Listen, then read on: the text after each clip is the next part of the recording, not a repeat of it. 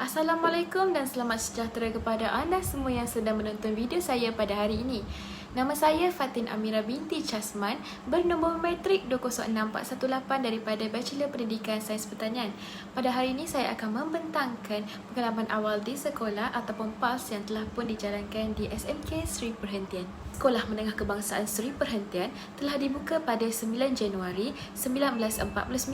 Pada awalnya, lokasi sekolah ini bertempat di Kuartus Johor Military Force JMF Timbalan Serta Negeri Johor. Kini lokasi ini terletak di Jalan Parit Ibrahim 82000 Pontian Johor.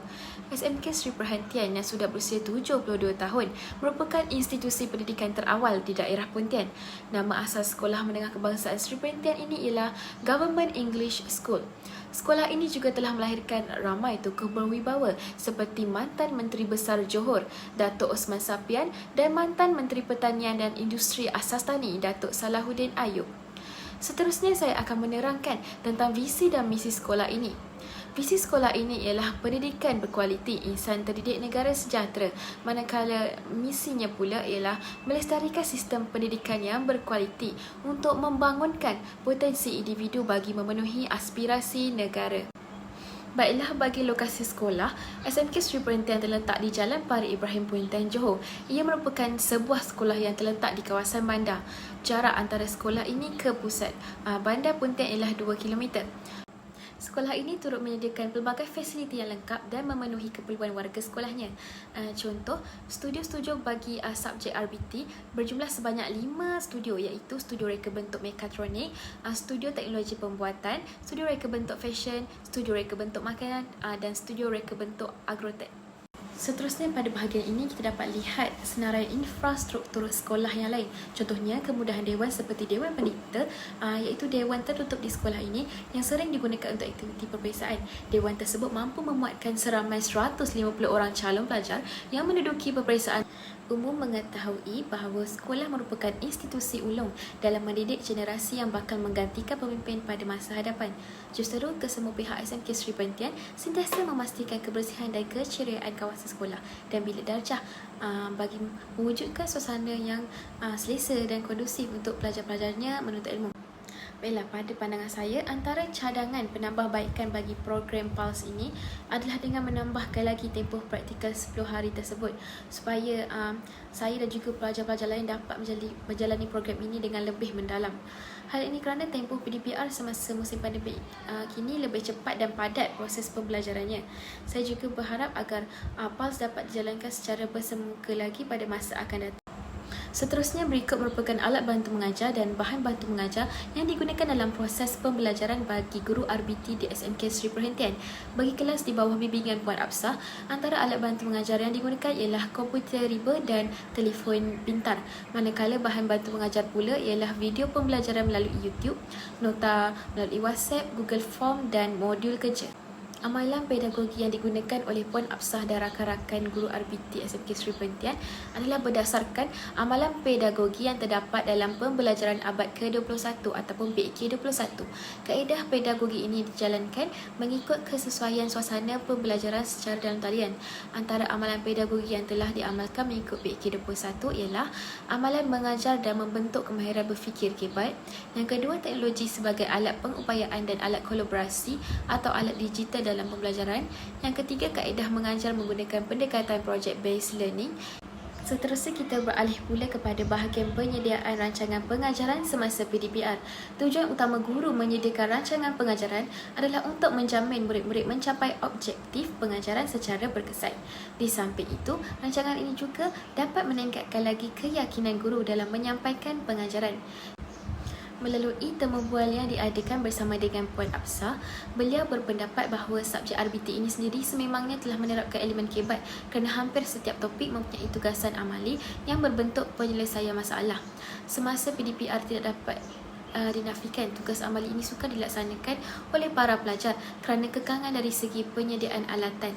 Oleh itu, guru-guru RBT SMK Seri Perhentian perlu berfikiran dengan lebih kreatif dan kritis dalam memberikan tugasan supaya dapat dicapai dan dilaksanakan oleh para pelajar dengan bahan yang sedia ada di rumah mereka. Melalui pengalaman ini, sememangnya akan menjadikan saya lebih bersedia dalam memikirkan kaedah pengajaran yang lebih fleksibel dan paling sesuai untuk saya gunakan apabila sudah berada di alam keguruan kelab.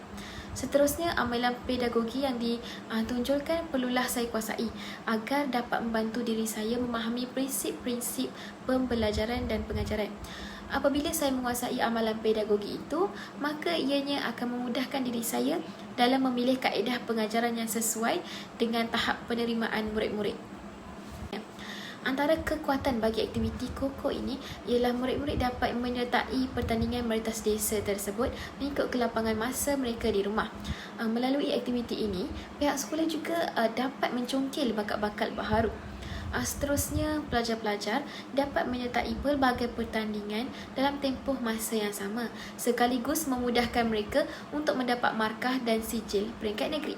Kelemahannya pula, pelajar-pelajar tidak mempunyai masa untuk menyertai aktiviti tersebut kerana sibuk dengan tugasan PDPR.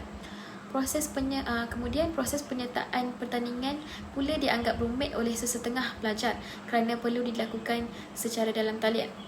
Kemudian para pelajar tidak bersemangat kerana kurangnya motivasi pelajar sepanjang menyertai sesi PDPR. Selain itu, proses pengendalian secara dalam talian bagi sukan di peringkat negeri seperti pertandingan meretas desa ialah JPK KOKO mendapat surat rasmi mengenai pertandingan tersebut daripada pihak jabatan, kemudian menyebarkannya kepada guru-guru KOKO yang lain. Kemudian guru-guru tersebut akan membuat hebahan di grup WhatsApp atau Telegram setiap kelas. Selanjutnya, para peserta perlu mendaftar dan mengisi surat akuan kebenaran ibu bapa atau penjaga secara dalam talian dan memaklumkan penyertaan tersebut kepada guru. Para peserta akan dimasukkan ke dalam satu kumpulan WhatsApp. Kemudian, para pelajar perlulah merekod larian mereka dengan menggunakan aplikasi yang dapat mengukur masa larian seperti Strava dan lain-lain. Setelah itu, bukti larian tersebut akan dihantar menerusi pautan link yang disediakan oleh pihak pengurusan sukan.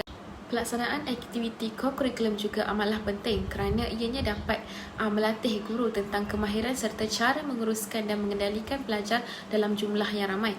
Kecenderungan dan sikap guru yang optimis serta kreatif dalam melaksanakan aktiviti co-curriculum dapat meningkatkan penglibatan murid, malah membantu murid untuk mencapai tahap cemerlang dalam bidang co-curriculum. Justeru, peranan guru dalam melaksanakan aktiviti co-curriculum perlu ditingkatkan agar hasrat kerajaan untuk melahirkan murid yang seimbang dapat direalisasikan. Sepanjang 10 hari saya menjalani PALS ini, sememangnya memberikan saya pengalaman baharu memandangkan ia dilakukan dengan cara yang berbeza, iaitu secara dalam talian. Saya berasa amat kagum dengan ketabahan para guru dan pelajar dalam menempuhi dan mampu meneruskan lagi sesi PDPR dalam situasi wabak yang melanda seluruh dunia pada hari ini. Hal ini telah membuka mata saya di mana begitu besarnya pengorbanan seseorang guru dalam penyampaian pengajaran kepada para pelajarnya agar tidak keciciran daripada pembelajaran semasa musim pandemik ini. Baiklah, pada pandangan saya, antara cadangan penambahbaikan bagi program PALS ini adalah dengan menambahkan lagi tempoh praktikal 10 hari tersebut supaya saya dan juga pelajar-pelajar lain dapat menjalani program ini dengan lebih mendalam. Hal ini kerana tempoh PDPR semasa musim pandemik kini lebih cepat dan padat proses pembelajarannya. Saya juga berharap agar PALS dapat dijalankan secara bersemuka lagi pada masa akan datang. Baiklah, pada pandangan saya, antara cadangan program komuniti bagi komponen berasaskan sulam adalah dengan mengadakan kolaborasi antara agensi dan pihak sekolah dalam suatu bidang. Contohnya, bagi memberikan kefahaman yang lebih mendalam terhadap bab fertigasi dalam subjek RBT tingkatan 1, pihak sekolah boleh menjalinkan kerjasama dengan pihak Jabatan Pertanian atau MARDI untuk menjalankan projek tanaman secara fertigasi bersama dengan komuniti setempat. Melalui program ini, para pelajar dapat melihat proses tanaman fertigasi dan melakukan penyelesaian masalah bersama dengan petani sekiranya tanaman kurang subur dan sebagainya. Program seperti ini juga dapat mewujudkan komunikasi antara para pelajar dengan orang luar yang secara tidak langsung dapat mengasah lagi soft skill dalam diri mereka. Baiklah, setakat itu saja. Sekian, terima kasih.